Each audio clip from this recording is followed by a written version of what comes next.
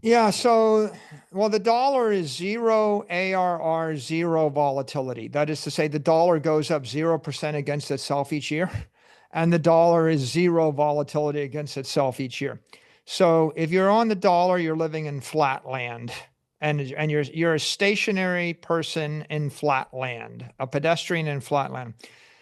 Bitcoin is going up 60% a year against the dollar. In this recent exchange at Tim Bill U with Michael Saylor, we learn about three key themes that matter most to our audience: understanding Bitcoin's long-term performance despite short-term volatility, recognizing the difference between risk and perceived uncertainty, and appreciating how a shifting macro environment supports its sustained growth. At the time of this discussion, Bitcoin stands around $96,000, with a 5% increase over the last 24 hours and a 4% increase over the last 30 days. Before we focus on these insights, remember to like, subscribe, and share this channel. Now let's hear more from Michael Saylor. Yes, recap, build your house on a firm foundation. Don't build it on sinking sand. Don't build it on a swamp. Build it on a granite rock, on schist. And I guess if I could give the math, the risk-free rate of the dollar, if you're capitalized on US dollars and you were to say buy treasury bonds, the risk-free rate is something close to SOFR, or the standard overnight funding rate. And that ranges, but after you get paid that rate and you get taxed on it, you might get paid 5%, you get to keep 3% after tax. Maybe if you're tax-free, you get 4.5%, and if you're taxed, you get 3. So the risk-free rate of return of your capital on that dollar standard is like in the 3% range. The risk-free rate for Bitcoin, as I just described it to you, 29% over 21 years, about 30%. So the way I look at investments is, when you're pitching me an investment idea, I say, well, I've got a lot of money in Bitcoin and I'm expecting about 30% risk-free for the next 20 years. You have to actually pitch me an idea that generates more than 30%, plus the risk premium, plus the tax efficiency. If you told me, here's a thing that'll make me 50% a year, but it was going to be taxable, that might be 40% a year or 35% a year. And I'm like, well, after the risk, it's still not as good as my risk-free rate of 30%.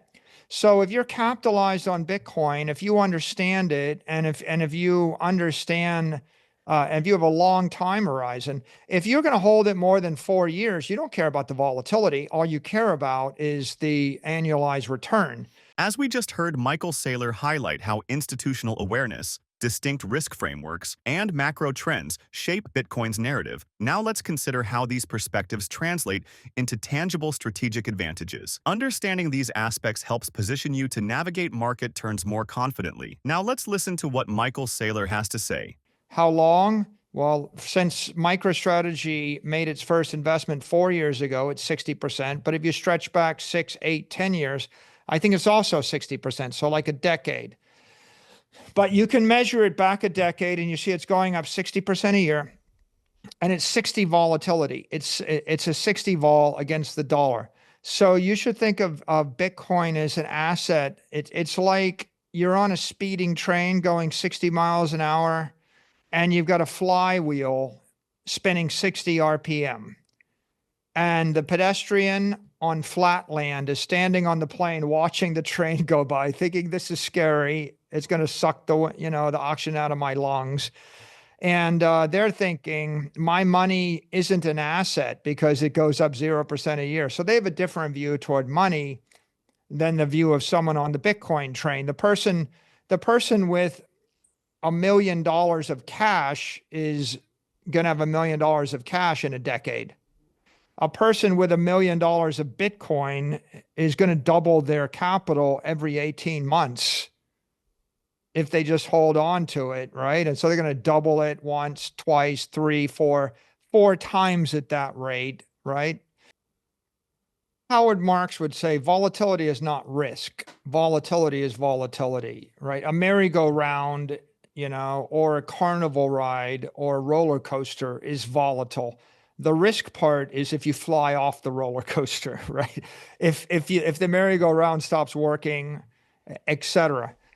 So the fundamental risk of Bitcoin is the existential risk of an extinction level event and Bitcoin, right? If space aliens come down and say, we're taking your Bitcoin away from you, right?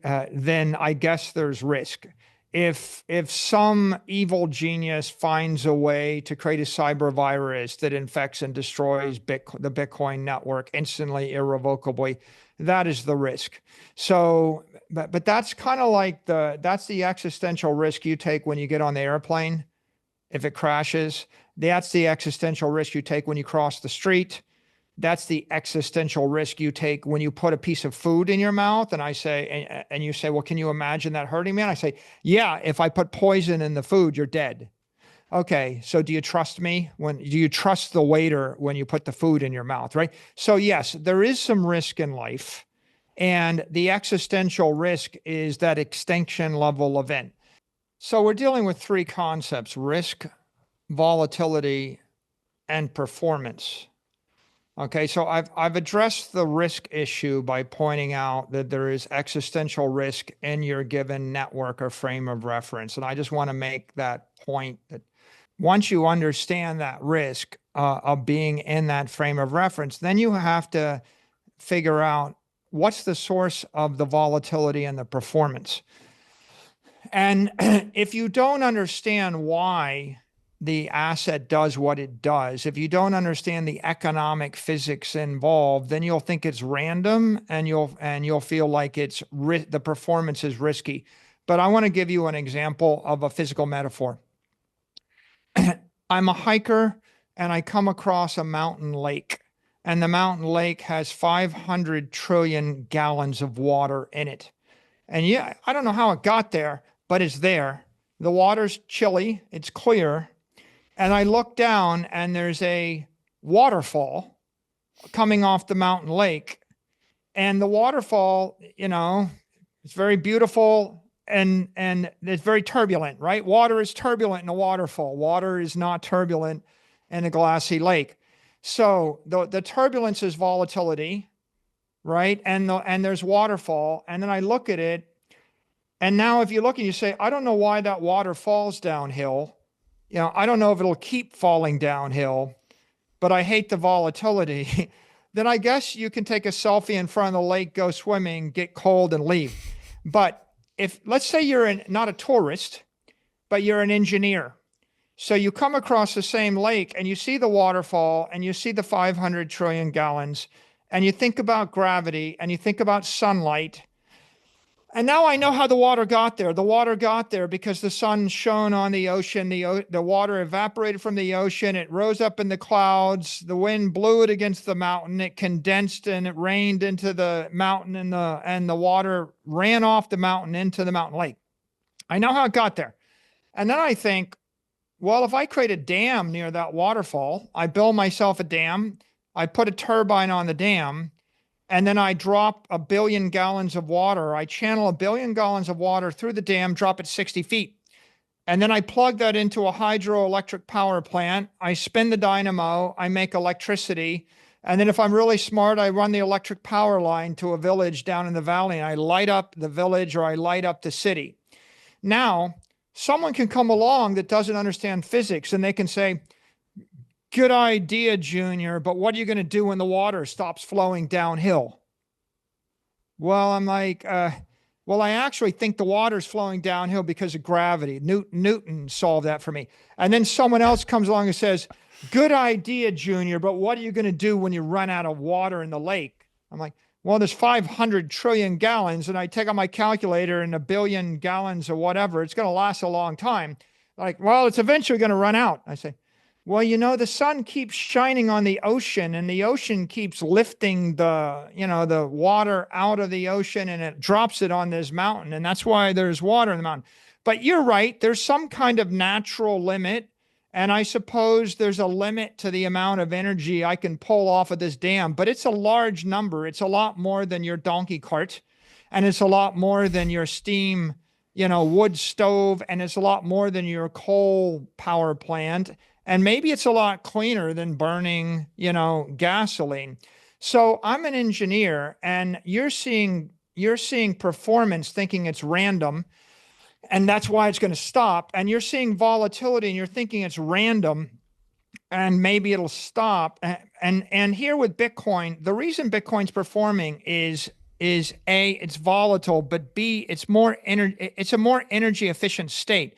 The water is flowing down 5,000 feet because it's a lower energy state 1,000 feet below the mountain.